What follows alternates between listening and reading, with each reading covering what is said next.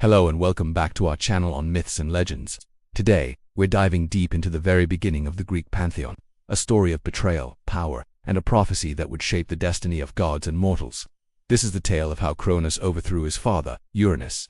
Our story begins in the dawn of time with the primordial deities. There was Uranus, the embodiment of the sky, and Gaia, the great Mother Earth.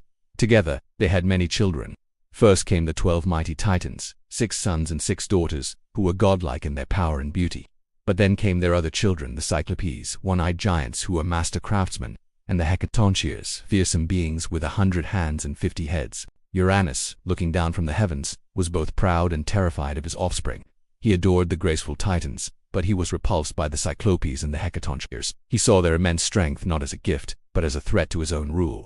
Fearing they might one day rise against him, Uranus made a cruel decision. He seized the Cyclopes and the Hecatontures and cast them into the darkest, deepest abyss of the underworld, Tartarus. Imagine the anguish of Gaia, Mother Earth. Her own children were imprisoned within her very body, suffering in eternal darkness. She could hear their cries and feel their pain constantly.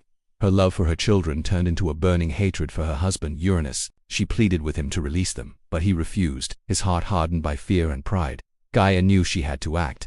She resolved to end Uranus's tyrannical reign. She turned to her remaining children, the Titans, who roamed the earth freely. Gaia gathered them and shared her plan for vengeance. She spoke of their father's cruelty and the suffering of their siblings. But most of the Titans were hesitant, afraid to challenge the all-powerful ruler of the sky. All except one, Cronus, the youngest and most ambitious of the Titan sons. He listened to his mother's words, and a desire for power ignited within him. He saw this not just as an act of justice for his siblings, but as his opportunity to seize the throne. Seeing the fire in his eyes, Gaia knew she had found her champion. From the very core of the earth, she forged a legendary weapon, an incredibly strong and sharp sickle made of adamant. She presented this formidable tool to Cronus, explaining her plan. Cronus was to lie in wait, and when Uranus descended from the sky to embrace Gaia, Cronus would strike. That evening, as Uranus descended, full of desire and completely unsuspecting, Cronus sprang from his hiding place. With the great sickle in hand, he attacked his father in a single, swift and brutal act. The reign of the sky god was over. Wounded and defeated, Uranus retreated to the heavens, his power broken forever. Before he departed, he uttered a curse, a prophecy that would haunt his son for eternity. Just as Cronus had overthrown his own father, so too would he be overthrown by one of his own children. With Uranus gone, Cronus stood as the new, undisputed ruler of the cosmos. His first act was to descend into Tartarus and free his Titan brothers and sisters. Together they established a new world order.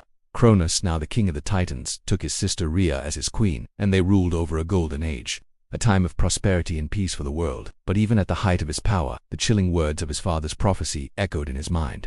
The fear of being overthrown, the very fear that had driven his father to tyranny, began to take root in Cronus's own heart, setting the stage for another epic chapter in Greek mythology. Thanks for watching. If you enjoyed this story, don't forget to like, subscribe, and hit that notification bell so you don't miss our next video. See you next time.